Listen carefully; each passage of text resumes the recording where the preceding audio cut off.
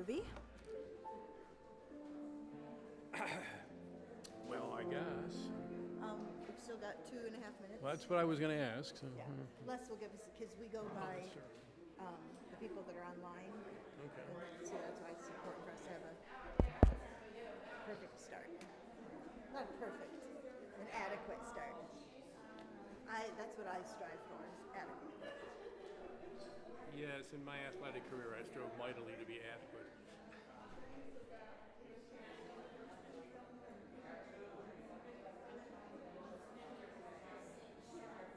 I think I will take this opportunity to talk to the pirate, Kent.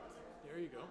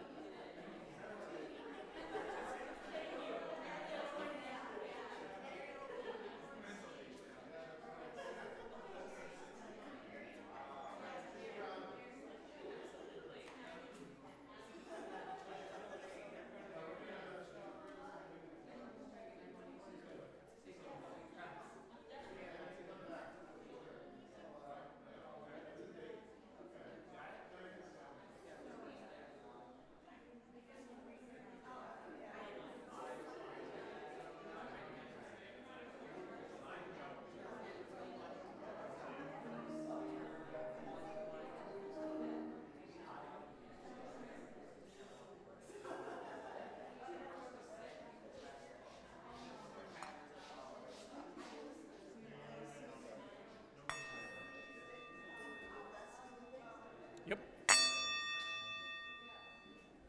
That's good. You can say.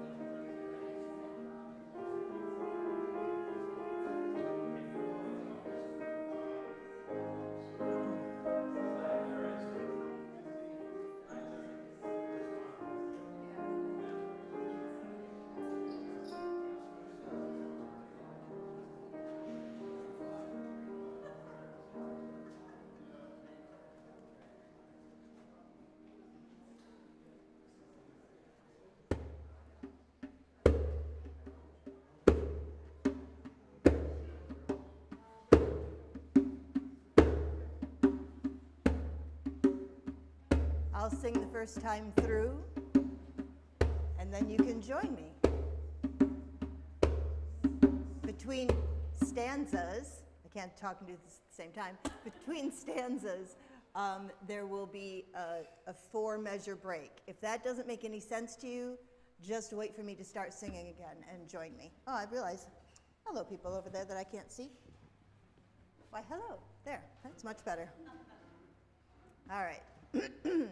So the words are tu la cliseo. Your turn. Nala pasekaya. And you sing that twice. And then hey kaya. Nala pasekaya. See? And you thought languages were hard. Psst. Easy peasy. Yes? What language is this? This is Zulu. It was either that or Swahili. It is Zulu, and it translates, "Be still my heart, even here I am at home," which is a beautiful sentiment. So I'm going to go through it once, and then you'll join me. And it could speed up, because I'm really terrible at keeping time. So just hang on tight, be ready. Okay.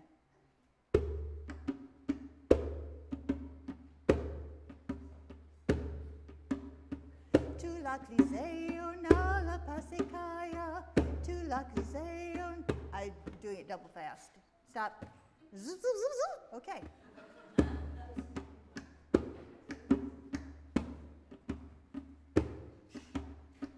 Tu la cliseo na la pasekaya, tu la cliseo na la pasekaya, hey kaya na la pasekaya, hey kaya na la pasekaya. 3. Here we go.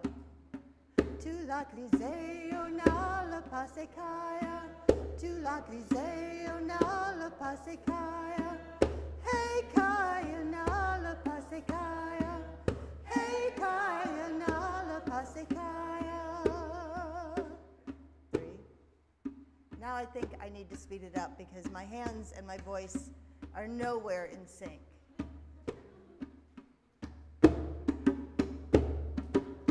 You ready? Tu la cliseo na la pasekaya, tu la cliseo na la pasekaya, hey kaya na la pasekaya, hey kaya na la pasekaya. 3, 4. Tu la cliseo na la pasekaya, tu la cliseo na la pasekaya, hey kaya na la pasekaya, hey kaya na la pasekaya. One more time to prove that we can do it. Tu la cliseo na la pasekaya, tu la cliseo na la pasekaya, hey kaya na la pasekaya, hey kaya na la pasekaya.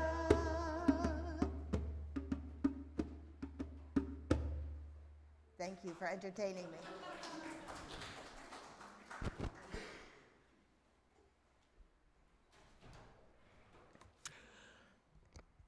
Good morning.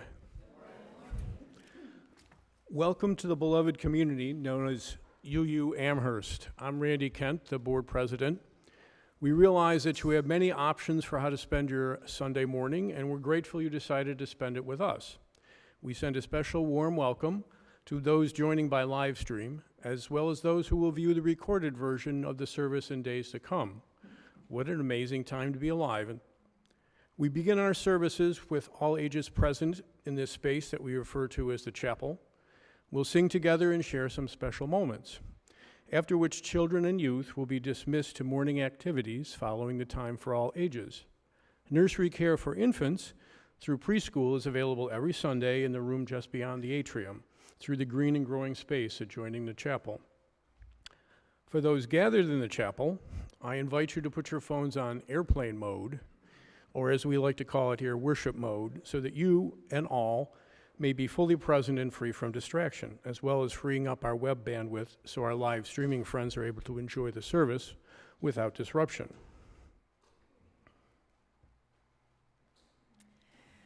Our opening words this morning are a shared reading, and if you like to look in your hymnals, that's great. It's number 654. The words will be up front. It will not be sort of the traditional I say words and then you say words. It will be we say words people on the left, and we say words, people on the right. And it is always my thing that we say the words with ridiculous amounts of enthusiasm so that we don't sound like mummies or something. So this is called Impassioned Clay by Ralph N. Helverson. So left side first. Deep in ourselves resides the religious impulse. Out of the passions of our clay, it rises. Religion, when we stop deluding ourselves that we are self-sufficient, self-sustaining, or self-derived. We have religion when we hold some hope beyond the present, some self-respect beyond our values. We have religion when our hearts are capable of leaping up at beauty, and we have religion when we have an abiding gratitude for all that we have received. We have religion when we look upon people with all their failings and still find in them good, when we look beyond people to the grandeur in nature and to the purpose in our own heart. We have religion when we have done all that we can, and then in confidence entrust ourselves to the life that is larger than ourselves. Good and enthusiastic reading, very nice.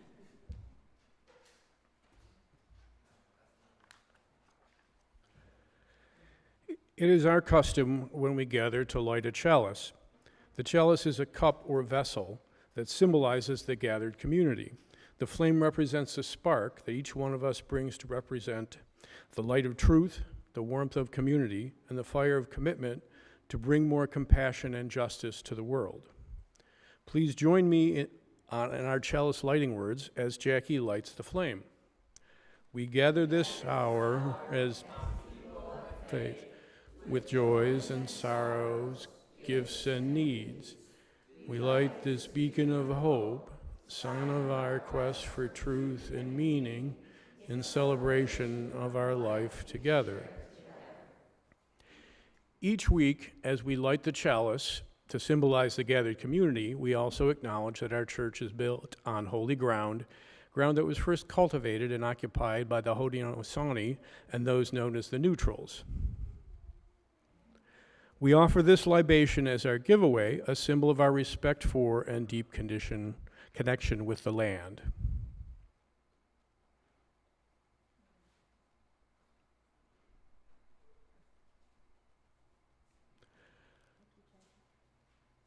Our song of intention this morning is found in the gray hymnal. It's number 163, For the Earth Forever Turning. Please rise in body or spirit as we sing.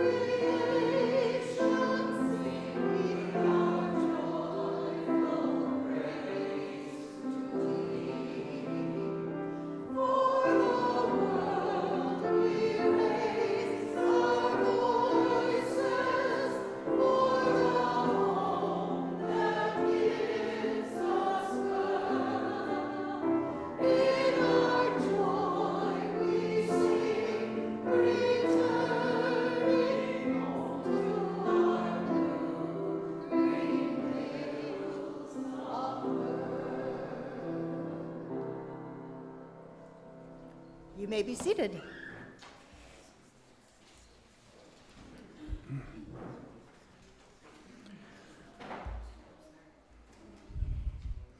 We are a beloved community, a gathering of people who have chosen to journey together, to encourage one another, and to be a part of something important and life-changing.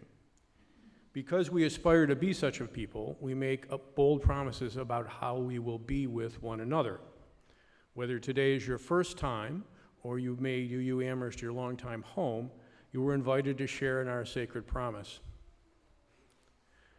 Together, we promise, together in compassionate community, to celebrate diversity of thought and unity of spirit, and to seek wholeness for ourselves, our children, and our world.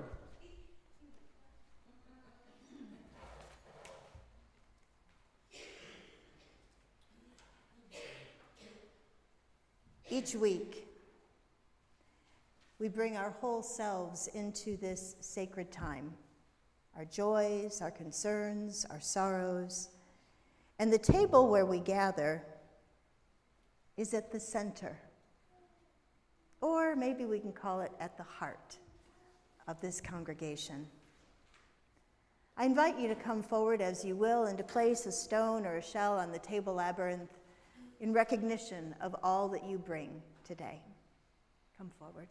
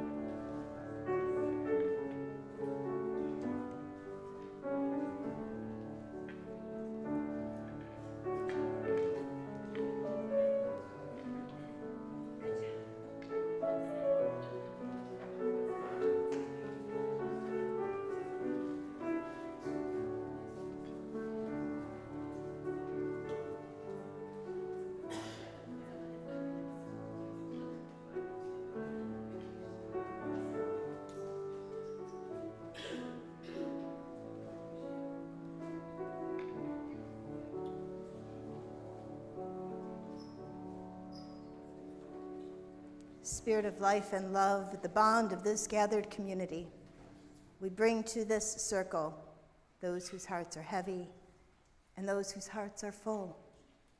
May we be mindful of one another and carry each other in sacred trust. Amen and blessed be.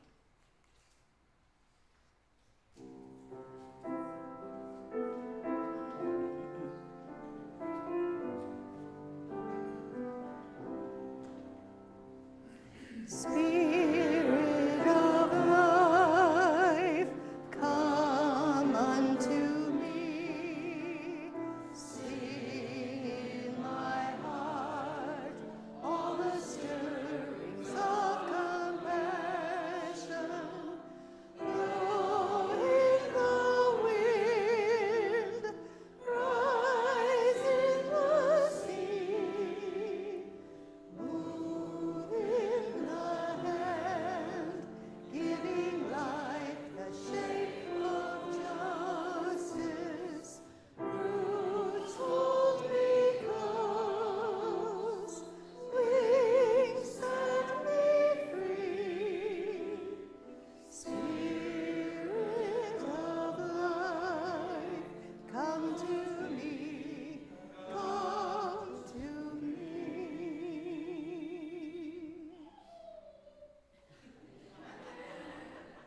Amen.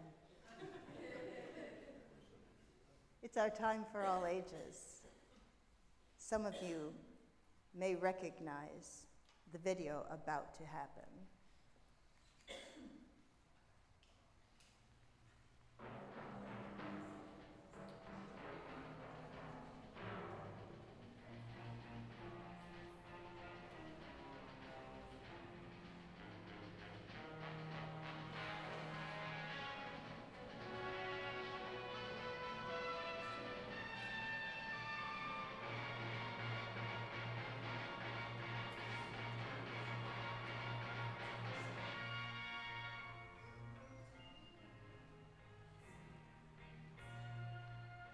Some people have a deep, abiding respect for the natural beauty that was once this country. And some people don't. People start pollution. People can stop it. Write for Pollution Booklet, Box 1771, Radio City Station, New York.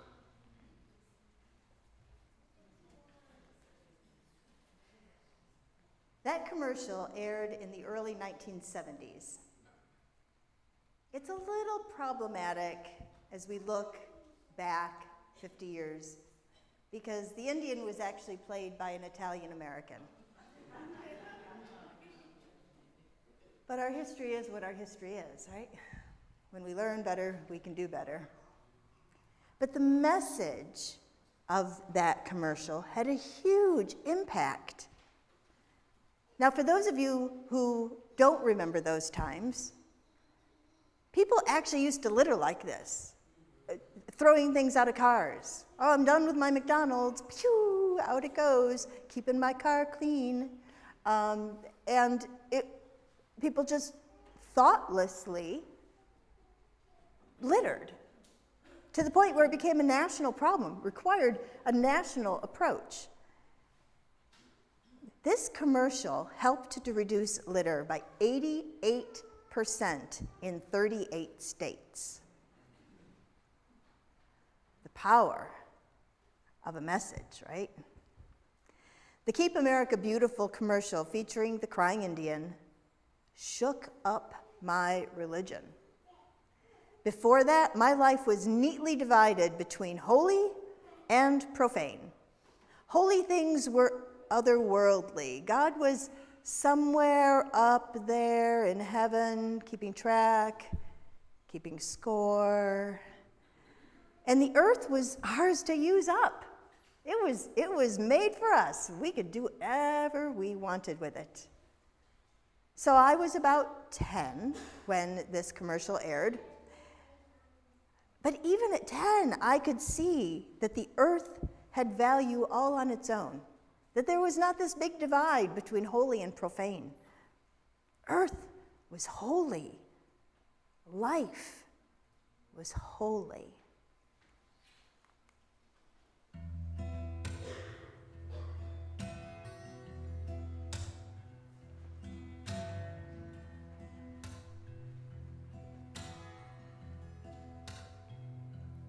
When I was a boy each week, on Sunday we would go to church, pay attention to the priest, and he would read the holy word, and consecrate the holy bread, and everyone would kneel and bow, daily the only difference is, everything is holy now, everything is holy now.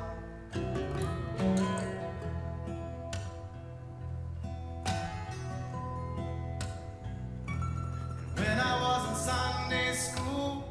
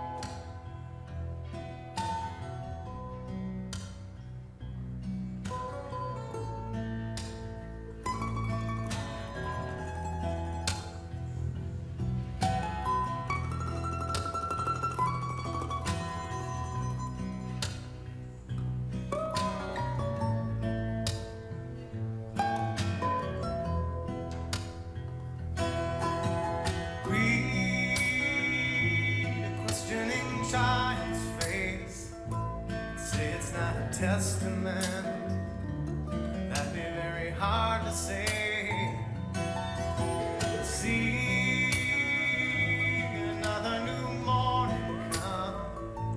Say it's not a sacrament. Tell you that it can't be done.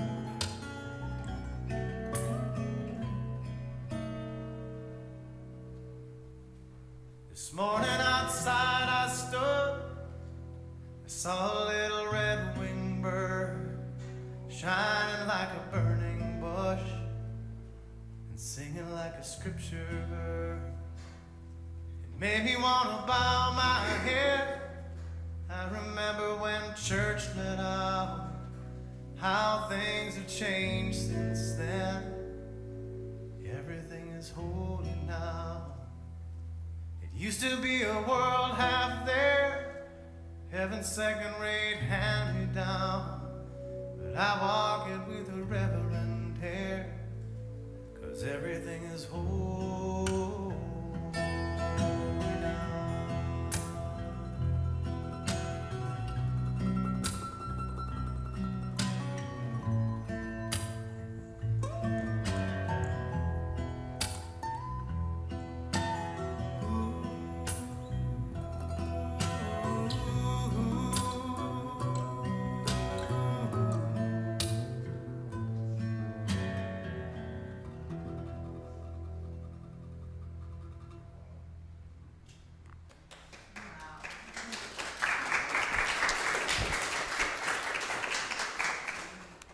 UU singer-songwriter Peter Mayer. First time I heard that song was in seminary. I think by then it had already been like going through UU circles, but you know, Western New York is sometimes off the beaten path. And I just wept because suddenly someone had put words to my own experience. Oh my goodness. Everything is holy. Everything has value.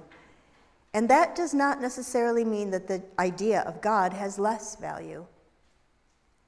When everything is holy, we find wonder in the smallest things.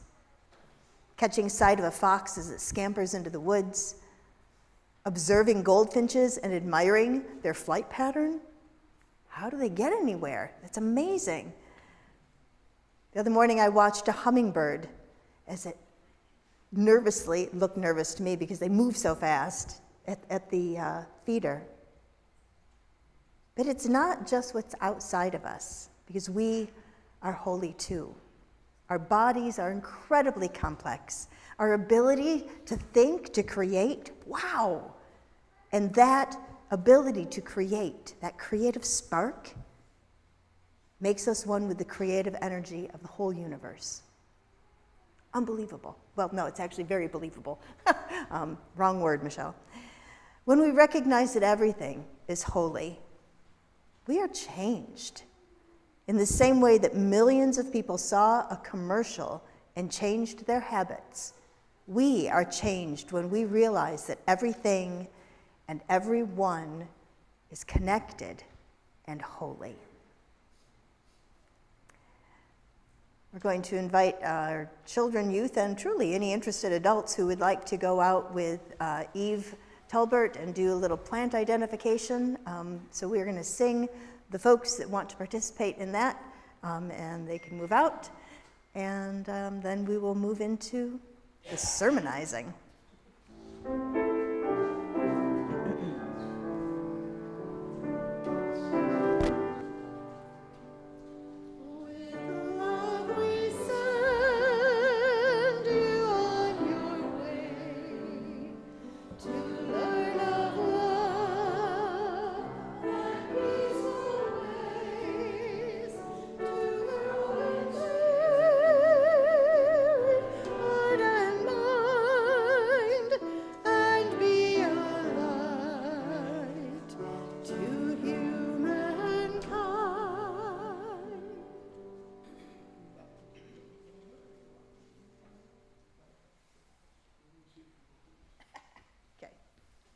I was just inviting Randy, if you wanted to not watch the back of my head, he's welcome to move up front.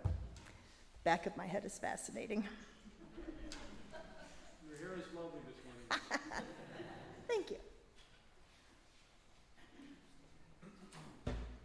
comes out of my head this way. Oh, I almost forgot.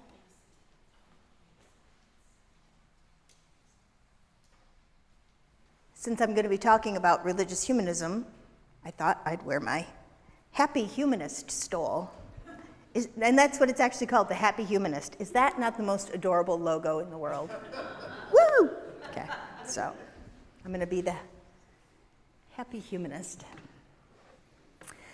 Over the years, I have written 2 different sermons with the title, When God Is Gone, Everything is Holy. And this is not one of them. I've borrowed maybe a paragraph here or there, a few historical facts, and a few other words I haven't changed, but I have changed. My faith journey, like the twists and turns of the labyrinth, has moved toward and away from various theological understandings. Theological. Do you remember from last week what theology means? And I promised you last week there'd be no pop quiz. Theology is to speak about God, theos, God, ology, to study or to speak of. Or as I like to translate it, to speak about that which is holy. Today, we are going to speak about that which is holy. When God is gone, everything is holy. That sentence has the potential to be the shortest sermon I've ever delivered.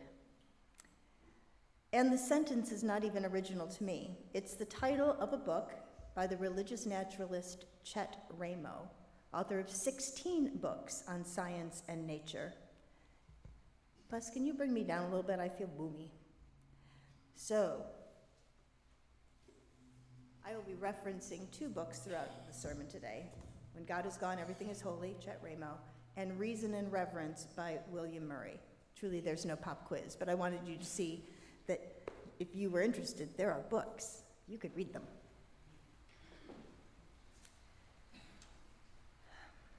Ramo's words and ideas inspire me. His perspective as a scientist, humanist, and religious naturalist invites me to engage my own experience of the world and the marvels contained therein. When God is gone, everything is holy. I am not here to give you God or to take away your God. Today I offer you a pathway for understanding and engaging your own experience of this marvelous world. A pathway that has a historical and theological context in Unitarian Universalism. I described Chet Ramo as a religious naturalist, and those words deserve some defining and contextualizing. So let's start with humanism. The definition of the term humanism depends upon historical context. Mason Olds, in his book on religious humanism in America, starts with Greek and Renaissance humanism. Clearly, we're going back in time here. And how those 2 forms set the foundation for literary and Nietzschean humanism and humanistic naturalism. You don't have to take notes. This is good. We're just building context. I promise that this excursion into the deep past will be a short one. Greek humanism can be traced back to Anaxagoras, circa 500 before the Common Era, BCE, and Protagoras, circa 481 BCE.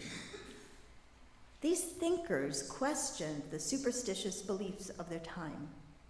Anaxagoras has been called the father of free thought, and these 2 philosophers questioned the ideas of the Greek gods and of personal immortality. Humanists identified with the Greek anthropocentric outlook, human-centered, meaning that humans are the measure of all things. Humanist thought, particularly religious humanism,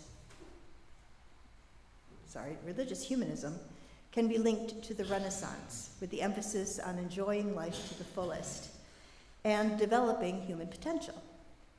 And then literary humanism arose in the United States near the end of the 1890s, reached its peak in the 1920s and 30s, and then just sort of disappeared.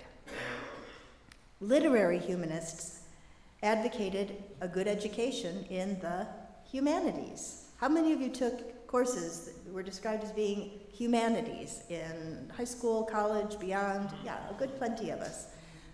They were meant to make us more human. That was actually what that whole area of study, the humanities, was meant to make us better humans. And also to get us interested in social action, to doing good, being good and doing good. Nietzschean humanism, I love the way that looks in my, because it's just an impossible spelling, so it makes me smile every time I say Nietzschean, is considered the idea of God to be in decline. But what is Nietzsche famous for, the phrase? Really? God is dead. Does that ring any bells? That was Nietzsche. Okay. So, but it wasn't just like God just passed away. It was that God didn't create humans, humans created God. And then, because we infused that God with so many of our human problems and points of view, that he had to die. And it was a he at the time. So this is all in the past, this is history, this is context. Humanistic naturalism denies the validity of dualistic ways of interpreting reality. So that is a denial of there being a supernatural realm that is separate from the natural realm. The natural realm is plenty. The humanistic naturalist sees the scientific method as the most useful tool for humans to understand their place in the cosmos. In this worldview, religious humanism is a subgroup of naturalistic humanism. Well, we know that. If you know anything about our seventh principle of Unitarian Universalism, it's all about that interdependent web of existence and our part in it. It's no longer the triangle of all of creation with humans at the tippy top, because we were the pinnacle and the awesomeness. We're part of a web, and that's what that humanistic naturalism is about. So I can tell from your expressions that you feel that this is as dry as I thought it was. So let me bring in my late religious humanism professor, William Murray. Bill was a passionate proponent of a new kind of humanism, one that offered depth and meaning and purpose without sacrificing intellectual honesty or the spiritual dimension. He wrote, and I have to say this with the kind of enthusiasm that I appreciate when we do shared readings, so hold on, because I'm so enthusiastic about this piece. Religious humanism is a life stance that exults in being alive in this unimaginably vast and breathtakingly beautiful universe, and that finds joy and satisfaction in contributing to human betterment, without a creed, but with an emphasis on reason, compassion, and community, nature, and social responsibility. It is a way of living that answers the religious and spiritual needs of people today. Before taking Murray's class and reading his book, my only experience with humanism had been a bit dry. The humanists in my acquaintance at that time just didn't seem very happy. So when I got home from that January term where I took that class, I promptly preached about religious humanism. It was so juicy. I wanted people to share this pathway that led to a great big yes to life. This life, not some promised life hereafter. But that's not all. Murray was not done with me yet. He went a step further to religious naturalism, defining it as a perspective that finds religious meaning in the natural world. Finding religious meaning in the natural world.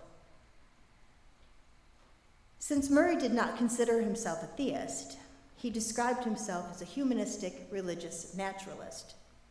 I will say, just as a sideline, that we Unitarian Universalists have a special gift for using great big strings of words to describe things. And it's wonderful. And sometimes it gets a little clunky.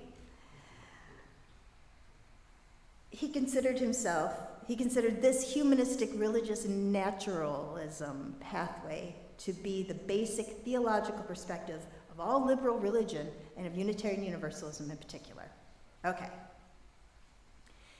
Many UUs who include God as part of their theology often speak of God in naturalistic terms, as the power of creativity, an immanent force for good in the world, or simply as mystery, finding the sacred in the natural world. We have a theology, a way of speaking about God, that does not require us to set aside all that we know now of life and the universe. William Murray says it's okay to define God in naturalistic terms, while Chet Ramo declares that we don't need to have a way of speaking about God in order to find holiness all around us. So if this were a multiple choice question, the answer would be C, all of the above. We can describe God in naturalistic terms. We don't need to describe God at all. There's holiness in the natural world, all of the above. So today I'm borrowing a little bit from these eloquent writers, and if you're keeping a list of authors to check out, then add eminent biologist, researcher, and religious naturalist Ursula Goodenough. And is that not the best last name in the world? So this is a short clip of Ursula, and it has subtitles as well. Why is it that our scientific understandings of nature have not been thought of as some of the substrates for a sacred orientation? These understandings that scientists brought to us in the last many hundreds of years, although there were scientists way back in time as well, these understandings have usually been used as substrates for technology. So technology is different from science in that it takes scientific understandings and asks, well, what can we make? So this making of things based on scientific knowledge has been going on forever. And making things became so hooked up with scientific inquiry that, to my mind, it kind of polluted what we were understanding, at least entrapped it and then trained it into technological applications. So the notion that our scientific understandings have spiritual and moral dimensions is more recent. The current group of us that call ourselves religious naturalists are really trying to take this home and have it be an orientation that everybody explores. By the way, there is an online community of UU religious naturalists that Ursula Goodenough was part of the motivating group that got it together. So if you'd like more information about that, I can help to direct you in that pathway. The notion that our scientific understandings have spiritual and moral dimensions is recent. That's her quote. In religious humanism and naturalism, science and spirituality are not enemies or even strange bedfellows. There is a stanza from Robert Frost's poem, Two Tramps in Mud Time, that eloquently describes for me the relationship between the rational and what I call the trans-rational, science and spirituality. But yield who will to their separation, my object in living is to unite my avocation and my vocation, as my two eyes make one in sight. Of course, in the poem, Frost is talking about work and play, but the analogy of how our vision works, two eyes that make one in sight, is an apt description for the relationship between science and spirituality. Although there's been considerable tension between the two for the last, several centuries, I think as we learn more about the universe through the tools of science, like the James Webb Telescope, of which this image comes from, that we will deepen our sense of awe and wonder. We need not project our thoughts to intricate theologies and ruminations about the number of angels that can dance on the head of a pin. We need simply to pay attention to the world around us. Sometimes that means lying in the grass and gazing at the vast night sky. Sometimes it's watching that tiny hummingbird at the feeder. The poet Mary Oliver, a favorite among Unitarian Universalists, eloquently described the path of awe and wonder in her poem, The Summer Day. Who made the world? Who made the swan and the black bear? Who made the grasshopper?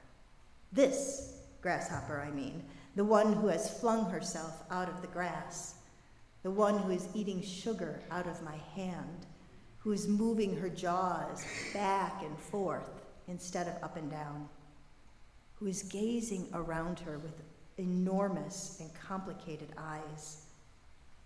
Now she lifts her pale forearms and thoroughly washes her face. Now she snaps her wings open and floats away.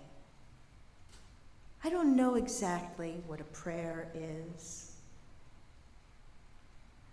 I do know how to pay attention, how to fall down into the grass, how to kneel down in the grass, how to be idle and blessed, how to stroll through the fields, which is what I've been doing all day. Tell me, what else should I have done? Doesn't everything die at last and too soon? Tell me, what is it you plan to do with your one wild and precious life? I don't know exactly what a prayer is. I do know how to pay attention. In the book, When God Is Gone, Everything is Holy, Chet Ramo talks about the importance of reclaiming and reframing traditional religious language. As a former Catholic, Ramo writes, I will continue to pray if by prayer you understand me to mean pay attention to the world. Prayer is the contemplation of the facts of life from the highest point of view, wrote Emerson. It is the soliloquy of a beholding and jubilant soul. Ramo defines prayer as a quiet listening of the heart, or more simply, attention.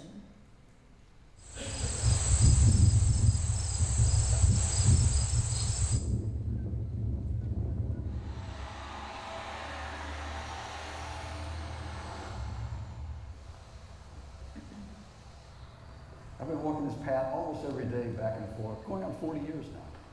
A half hour or 45 minutes or even an hour some mornings when I'm dawdling along is a time for contemplation, for thinking, for meditation, for plugging in. This hour a day, and I spend walking this 1 mile, is in a sense the heart of the day. Everything along the path, every flower, every pebble, every acorn, every blade of grass, everything has a story to tell. A plant called jewelweed, as the flower looks so jewel-like, I think. Watch what happens when you touch them. Explode. Throw the seeds all around. Joe Pye weed. What a name. Joe, J-O-E, Pye, P-Y-E, weed. It was a wonderful little plant. It's called tear thumb. There are little tiny downward pointing spines along the stem. So those little spines are in effect little grippers. That chicory, Queen Anne's lace, just having a name for the things that one passes by makes them friends in a sense. Any path, anywhere, tended to with care becomes what I call the path with a capital P. More than just a walk to work, but a life, an education, a metaphor, if you will, for life itself. Path is more than just the things I see. It has, I think, over the years, kept me alive to the wonder of the world, kept my sense of awe alive, my sense of reverence for the mystery that one finds in a landscape like this, or any landscape. I don't know what the source of that mystery is, but I want to reverence it. I want to attend it. I want to be thankful for it. Becoming deeply connected to one place makes it possible to relate in a deeper way to every place.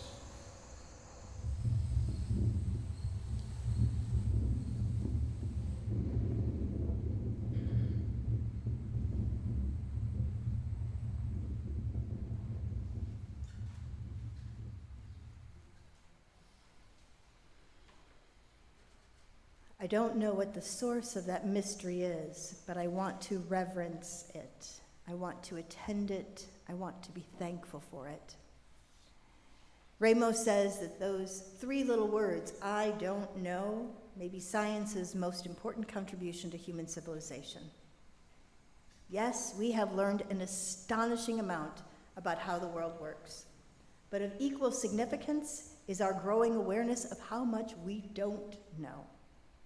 If science has given us one great gift to the world, it has given us permission not to know everything. We may not know, but we can wonder. We can pay attention and enter into relationship with the natural world. In his book, Reason and Reverence, William Murray asserts that religious naturalism, and particularly humanistic religious naturalism, long label, is a viable religion for the 21st century. And he names 5 characteristics of such a religion. See if anything sounds remotely familiar. First is the affirmation that human beings are an integral part of nature. We are not separate and distinct from the rest of the natural world. We are related to every living creature, plant and animal. The second characteristic follows from the first. A religion for the future will affirm humankind's responsibility to preserve and sustain the natural world. Third, any viable future religion must take seriously the implications for religion of the remarkable discoveries of the modern, natural, and human sciences. Fourth, such a religion will recognize the importance of both reason and reverence. The human ability to think critically and constructively has made possible our many artistic achievements and medical and technological advances. But it is only reverence, understood as feelings of respect and awe, that can save us from the hubris that would destroy all the good we have accomplished. And finally, the religion of the future must affirm those values that help to make our lives more fully human. Oh, if only there was such a religion. So I think that he's describing a religion in 3 words: humanistic, religious, naturalism. I'll cut that down to 2, Unitarian Universalism.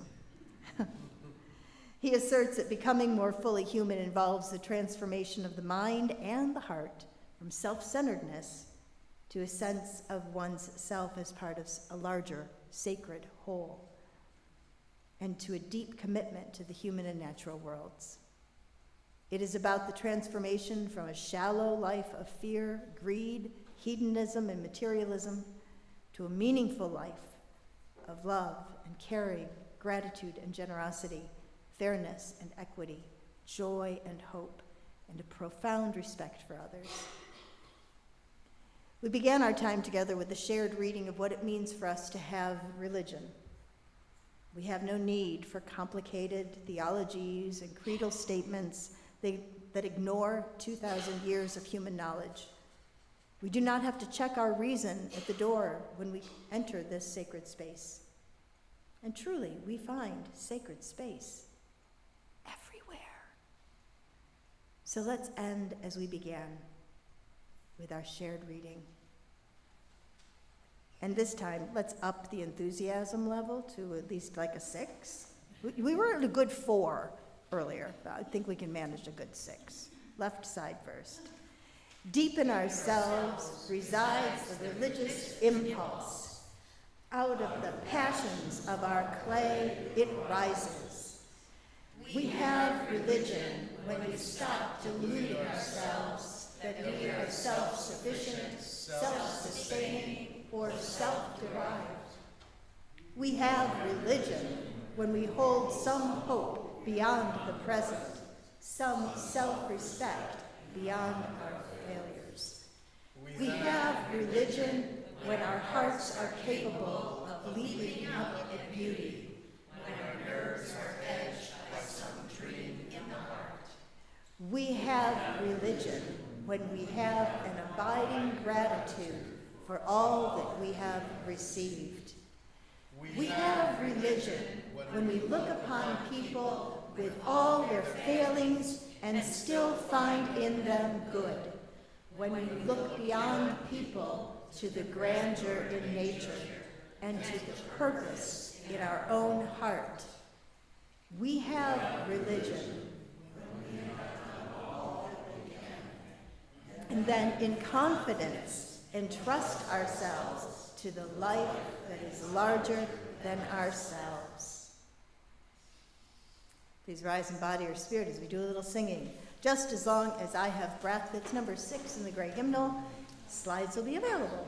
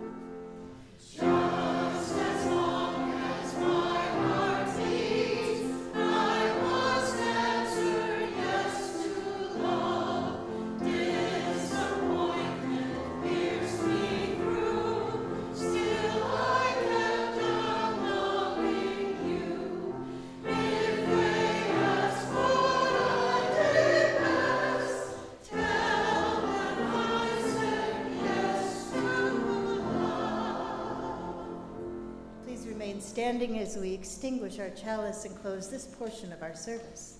So Jackie, if you would come forward.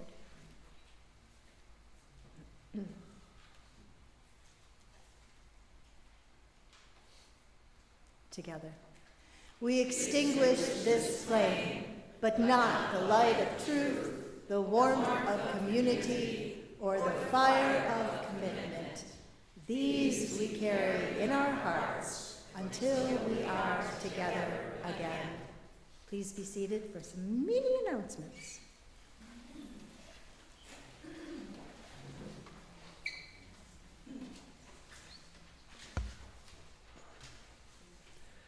As our service draws to an end, our service to the world is ready to begin.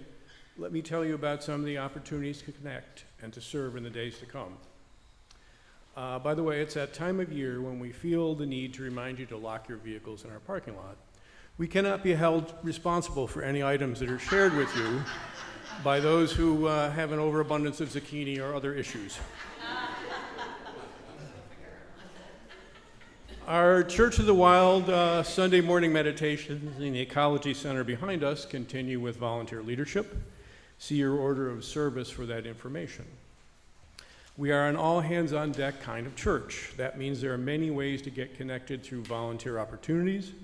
Volunteer opportunities can be found in the weekly update that is emailed each Friday. If you're not getting these emails, please fill out a connection card found in the pew pocket in front of you or at the welcome kiosk in the lobby. If you want to volunteer but just don't do computers, you can add your name to the clipboard at the welcome kiosk in the lobby and someone will contact you. If you're coming to church on Sunday anyway, Why not volunteer to be a greeter or help with kids' programming? Maybe helping out with coffee hour is more your thing, or maybe making music is. Let us know what lights you up, and we'll find a place for you to shine. Next week's service will be a multi-generational one, meaning kids will stay in the service as we commemorate the 60th anniversary of Dr. Martin Luther King's "I Have a Dream" speech. Finally, see our church newsletter, The Forward, for information regarding upcoming services and events. Hard copies can be found in the lobby. The digital version is on our website, uuamherst.org. And of course, we would be remiss if we didn't invite you to participate in supporting the mission and ministry of UU Amherst with your financial gifts. You'll find a green basket at the back of the chapel to receive your contributions, or you can give online by going to our website, uuamherst.org, and clicking on the giving link, or text your gift to the number on the screen. Your gifts and participation are important because we pick fruit from trees we did not plant, we drink water from wells we did not dig. This is as it should be, so long as we dig and plant for those who come after us. Your generous giving supports the work of this congregation. Please rise and bow to your spirit as we sing our closing blessing.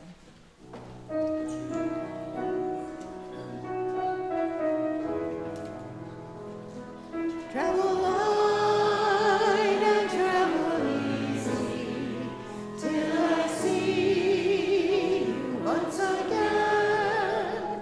Travel light and travel easy, and remember I'm your friend. May the road rise up to greet you as you leave your past behind. I will think about you gently, and I'll hold you in my arms. Now look at one another. Travel light and travel easy till I see you once again. Travel light and travel easy, and remember I'm your friend. We do not have much time to gladden the hearts of those who travel this way with us, so be swift to love and make haste to be kind. Go in peace.